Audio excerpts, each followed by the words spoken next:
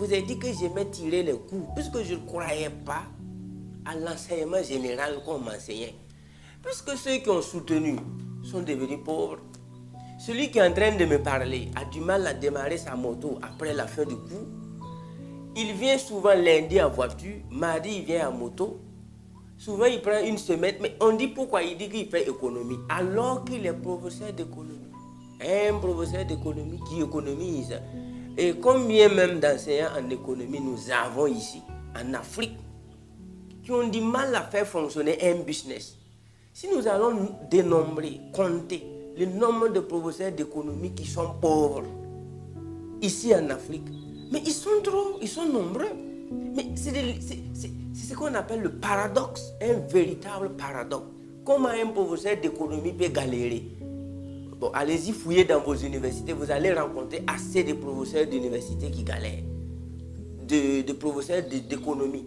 Donc ici, j'ai rencontré ce monsieur qui m'a donné ce magazine paru en 2008 mais que j'ai lu en 2012, qui a changé radicalement ma vie.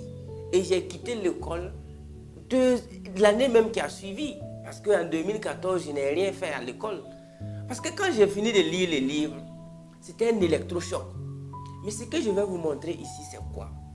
Lorsque tu sais bien lire et écrire, tu dois lire les livres en anglais. Apprends plus de 2 langues, lis les livres en anglais, suis les séminaires, voyage, poursuis ton objectif.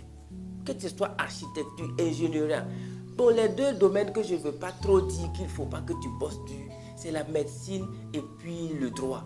Là aussi, il faut aller dans un vrai grand pays où tu payes beaucoup d'argent pour apprendre la médecine. Sinon, à la fin de tes études, tu es docteur, mais personne ne veut te confier son chien qu'il a payé à 500 000.